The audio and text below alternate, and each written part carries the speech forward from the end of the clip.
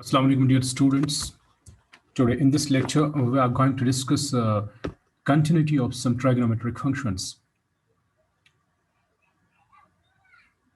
Let's first discuss the continuity of sine function. You can see here in example number 17, discuss the continuity of sine function.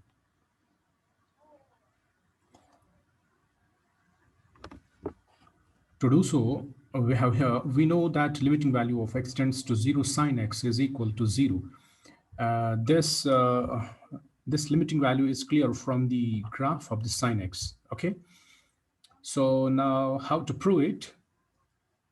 We will proceed like this.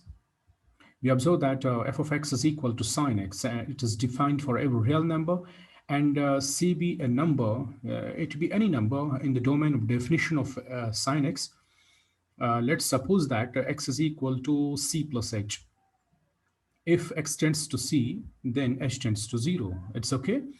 That means h is a very, very small number in the neighborhood of this c. It's actually the increment that we call in ab initio method. Okay. Now, limiting value of x tends to c, f of x is equal to limiting value sine x as x tends to c. Okay. Now, since we have taken x is equal to c plus h, so this is limiting value of sine of c plus h as h tends to 0. We will apply here the formula for sine of a plus b. You know that is equal to sine a cos b plus cos a sine b. So we have used it here inside these braces. And now we will apply the limit. Limit of sum is sum of their limits. So we have given the limit separately. So now limit of product is product of their limits, or you can say it is h tends to 0. So this is a variable quantity and sine c is not variable quantity.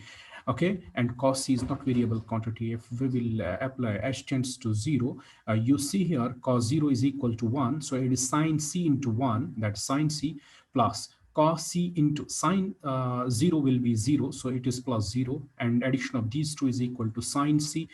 It is simply the that f of x where x is replaced by c. So you have seen here that limiting value of f of x as x tends to c is equal to f of c. So by the definition of continuity of a function, we conclude that limiting value x tends to c, f of x is equal to f of c. Hence, this function is continuous. Is it okay? Now, on the same lines, we can prove the continuity of cosine function, that's cos of x, okay? And similarly, tan of x, because you know that tan of x is defined as sine of x divided by cos of x. And by the previous example, that's example number 16, you have seen here every rational function is continuous. Prove that every rational function is continuous, while this q of x is not equal to 0. So it is tan may be defined as sine by cos.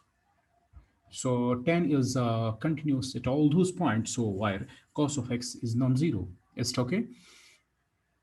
So on this, similarly, we can prove the continuity of other trigonometric functions. Now, we will be going to discuss the continuity of composite function. For example, you have a function f and function g. These are two real valued functions.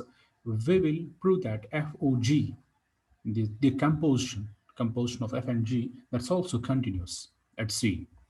If g is continuous at c and if f is continuous at g of c, see here, g will be defined at x and f of f will be defined at g of x. So if this is continuous at c and g of c is continuous, then we say that f of g of x is also continuous at c.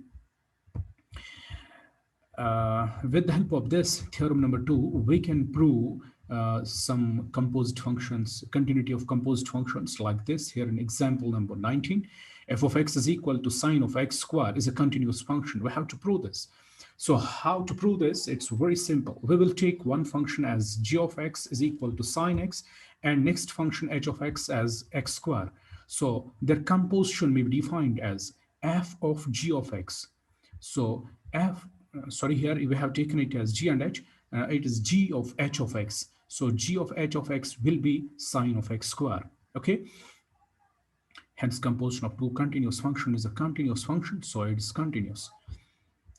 Similarly, we have here the function that is defined in the modulus. It's here actually moduli. We have more than one modulus.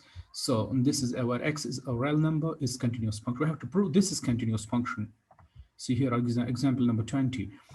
So we'll define here g of x is equal to 1 minus x plus mod of x and h of x as mod of x. Now if we define h of g of x, h of g of x, that's h of g of x, that's h of this function. Okay, h of g of x will be this, and instead of g of x we'll put it here, it is f of x. So you have seen that it is h of g of x is equal to f of x. So we say that composition of these two functions is again a continuous function.